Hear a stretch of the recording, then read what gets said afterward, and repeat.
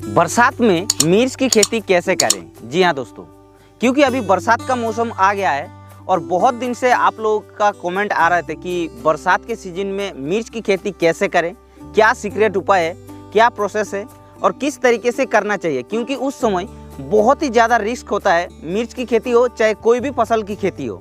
लेकिन मिर्च की खेती से अगर आप लोगों को बरसात के मौसम में ज़्यादा पैसा कमाना है, ज़्यादा पैदावार लेना है, तो आप लोगों को ये जो सीक्रेट कुछ बातें हम बात करेंगे, उस सीक्रेट बात को आप लोगों को ध्यान से सुनना है और उसको अप्लाई करना है। तभी आप लोग मिर्च की खेती से बहुत ही अच्छा पैदावार ले सकते हैं और बहुत ही अच्छा खासा पैसा कमा सकते हैं। तो चलिए एक एक करके आप लोगों को बता देते हैं, पूरा ध्यान से आप लोग वीडियो को लास्ट तक देखिए। सबसे पहला जो आप लोगों को ध्यान रखने की बात आती है वो होता है सीड सिलेक्शन के समय, यानी कि बीज का जब चयन करता है उस समय आप लोगों को ध्यान रखने का बात है। तो देखिए, जैसे आप लोग मिर्च की खेती बरसात के मौसम में करने जाते हैं तो बरसात में क्या होता है कि बहुत सारे रोग बीमारियों का प्रकोप की सामना करना पड़ता है।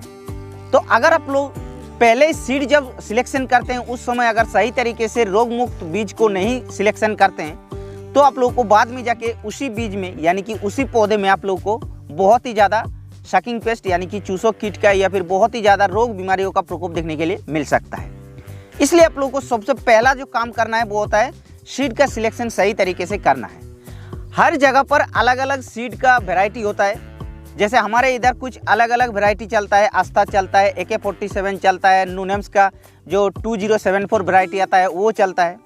वो आप लोगों के उधर कौन सा वैरायटी चलता है उसी वैरायटी को आप लोगों को लगाना है, तभी आप लोगों को मार्केट में बाज़ार में अच्छा रेट मिलेगा और आपका जो सॉइल का कंडीशन होता है उस कंडीशन में सही तरीके से पौधा बनेगा। तो इसको ध्यान रखते हुए दुकानदार के पास जाना है और उनको बोलना है कि भाई हमको ऐसा सीड दीजिए ताकि मेरा फसल में कम रोग बीमारियों का प्रकोप हो, ऐसा सीड आपको दुकानदार के पास लेना है। इस तरीके से आप लोगों को सबसे पहला काम जो करना है सीड सिलेक्शन का।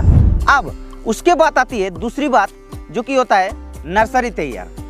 अब नर्सरी तैयार करने जब जाते हैं तो बहुत सारे किसान भाई गलती क्या करते हैं, नर्सरी को मतलब ऊंचाई से थोड़ा नहीं बनाते हैं, एकदम नीचे समान जमीन पर मतलब नर्सरी को तैयार करते हैं। तो बरसात के मौसम में आप लोगों को ये चीज़ ध्यान रखना है कि नर्सरी एनी टाइम आपका मिट्टी से लगभग 1 फीट ऊपर हो, तभी आप लोगों का बरसात के मौसम में नर्सरी में कम रोग बीमारियों का प्रकोप देखने के लिए मिलेगा। और साथ ही साथ और एक चीज़ ध्यान रखना है कि कोई भी प्रकार की रासायनिक खाद को आप लोगों को नर्सरी बेड पर नहीं डालना है। कोशिश कीजिएगा गोबर की खाद को डालने का। अगर आप लोग गोबर की खाद को डालकर नर्सरी तैयार करते हैं तो आप लोगों का जो नर्सरी का प्लांट होता है वो रोग मुक्त प्लांट होगा और मजबूत प्लांट होगा। अगर मजबूत प्लांट नहीं बनेगा तो आप लोगों का पौधा जो है मिर्च का वो भी मजबूत नहीं होगा। इसलिए शुरू में आपको नर्सरी का अच्छे से ध्यान रखना है और इस तरीके से नर्सरी को प्रिपरेशन करना। तो नर्सरी तो तैयार हो गया है, अब सबसे बड़ी बात आती है खेत तैयार के समय। देखिए, जब आप लोग बरसात के सीजन में मिर्च की खेती करने जाते हैं तो सबसे पहले आपको जो सबसे बड़ी ध्यान रखने की बात आती है वो होता है मतलब जल निकास की व्यवस्था।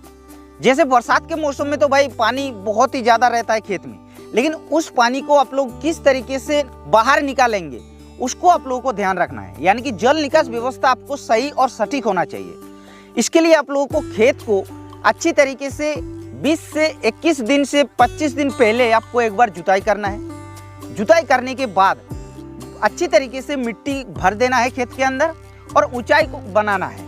और अगर आप माल्चिंग विधि से करते हैं तो उतना ज़्यादा प्रॉब्लम नहीं होता है, लेकिन आप लोग अगर बेड में करते हैं ऐसे खुले ज़मीन पे तो आप लोगों को बेड को ऊपर बनाना है, उस तरीके से आपको करना है। दूसरी बात क्या होता है, जब आप लोग दूसरी बार जुताई करेंगे उस समय गोबर की खाद को 1 एकड़ में 3 से 4 ट्रॉली डाल दीजिए। अगर कम भी डालेंगे 2 से 3 ट्रॉली तो भी चल जाएगा, लेकिन कम से कम आप लोगों को 2 ट्रॉली से 3 ट्रॉली डालना ही है, तभी आप लोगों का मिर्च के पौधे में ज़्यादा लॉन्ग लास्टिंग तक पैदावार मिलेगा।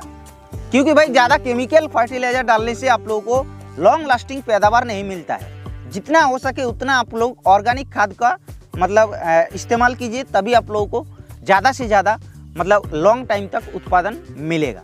और एक चीज़ आप लोगों को बताना भूल गया दोस्तों, गोबर की खाद को आप जब खेत तैयार करने के समय डालते हैं तो हो सके तो आप लोग ट्राइकोडर्मा विरिडी को लगभग 4 से 5 किलो आप लोग उसी गोबर की खाद को साथ मिला लीजिए और उसके बाद ही डाल दीजिए, ताकि आप लोगों का फंगस का प्रकोप बाद में जाके ना हो इसलिए। अब बरसात में मिर्च की खेती से ज़्यादा उत्पादन लेने के लिए सबसे इम्पोर्टेंट बात जो आती है वो होता है खाद प्रबंधन के बारे में। दोस्तों, मिर्च की खेती एक ऐसा खेती होता है, अगर आप लोग उसको प्रॉपर तरीके से सभी प्रकार की खाद नहीं डालते हैं, सभी प्रकार की पोषक तत्व तो उपलब्ध नहीं करा पाते हैं, तो आप लोगों को मिर्च की खेती से ज़्यादा लॉन्ग लास्टिंग तक पैदावार नहीं मिलेगा और सटीक फल भी नहीं मिलेगा। इसलिए आप लोगों को प्रॉपर तरीके से न्यूट्रिशन डालना बहुत ही जरूरी है। उसमें से NPK यानी कि नाइट्रोजन, पोटास और फॉस्फोरस खुद से हम लोगों को ज़्यादा इस्तेमाल करना पड़ता है और हम लोग ज़्यादा इस्तेमाल करते भी है। लेकिन जो माइक्रो न्यूट्रिएंट होता है यानी कि जो जिंक, कॉपर, बोरोन, आयरन, ये सारे जो है बहुत ही कम मात्रा में डालते हैं। या फिर बीच में जो कैल्शियम, मैग्नीशियम, सल्फर होता है उसको हम लोग बहुत ही कम मात्रा में डालते हैं। और मिर्च की खेती में उसको आप लोगों को सही तरीके से अवेलेबल करवाना है, तब जाके आपको मिर्च की खेती से प्रॉपर तरीके से आपको फलन देखने के लिए मिलेगा और तुड़ाई भी देखने के लिए मिलेगा। तो इस तरीके से आप लोगों को मतलब सभी प्रकार की न्यूट्रिशन को प्रॉपर तरीके से मेंटेन करके आप लोगों को चलाना है। 2 बार से 3 बार तुड़ाई ले लिया, फिर आप लोग कोई भी प्रकार की खाद को नहीं डालते हैं, सिर्फ यूरिया खाद को आप लोग डाल देते हैं। यूरिया कोई मतलब खाद नहीं है, यूरिया सिर्फ नाइट्रोजन होता है जो कि प्लांट को बढ़ाने का काम करता है और प्लांट के अंदर कलर ले आता है, ग्रीननेस जो कलर होता है वो ले आता है और कुछ नहीं काम करता है। इसलिए आप लोगों को यूरिया की खाद को तो डालना है लेकिन कम मात्रा में डालना है और आप लोगों को ज़्यादा से ज़्यादा जो पोषक तत्व होता है सभी प्रकार की जो बताया हमने उसको आप लोगों को डालना है। अगर आप लोगों को नहीं पता है कौन सी ब्रांड का लेना है, कैसे डालना है, कितना डालना है, तो उसके लिए हमने एक स्पेशल वीडियो बनाकर रख दिए हैं। आप लोगों को सिर्फ यहाँ पर आई बटन पर एक लिंक डाल दे रहे हैं, इस लिंक को क्लिक करके आप लोग उसको डायरेक्ट देख सकते हैं, पूरा डिटेल्स में इंफॉर्मेशन मिल जाएगा। इस तरीके से खाद की प्रॉपर मैनेजमेंट आप लोगों को करना है।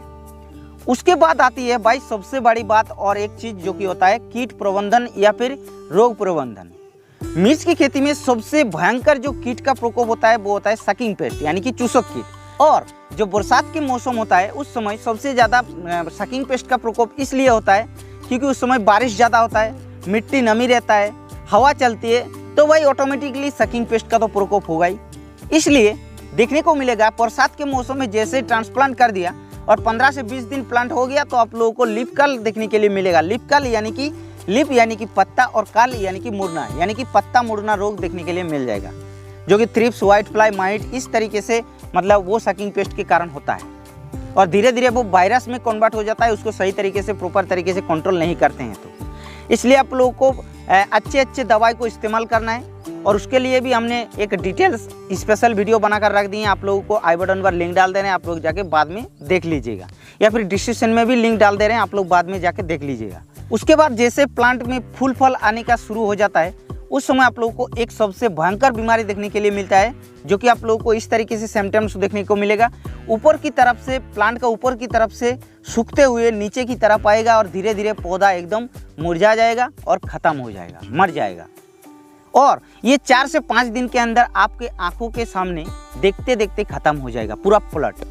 तो इसके लिए आप लोगों को दोस्तों प्रिवेंटिव तरीके से दवा को इस्तेमाल करना है। बरसात के मौसम में नेटिवो को इस्तेमाल करना है, टेबुकोनाजोल, एजोक्सिस्ट्रोबिन का इस्तेमाल करना है, या फिर पायराक्लोस्ट्रोबिन का इस्तेमाल करना है। बहुत सारी दवा होती है प्रिवेंटिव में, उसको इस्तेमाल करते रहना है जिससे कि आप लोगों का जो इसको डाइवेक बोला जाता है वो ना हो। उसके बाद आती है भाई फ्लावरिंग स्टेज में हम लोगों को ज़्यादा से ज़्यादा फ्लावरिंग के लिए टॉनिक का इस्तेमाल करना है। और सबसे बड़ी जो इम्पोर्टेंट बात आती है फ्लावरिंग स्टेज में वो होता है स्ट्रेस मैनेजमेंट को ध्यान रखना। स्ट्रेस मैनेजमेंट क्या होता है, जिसको तनाव बोला जाता है, उसको आप लोगों को ध्यान रखना है।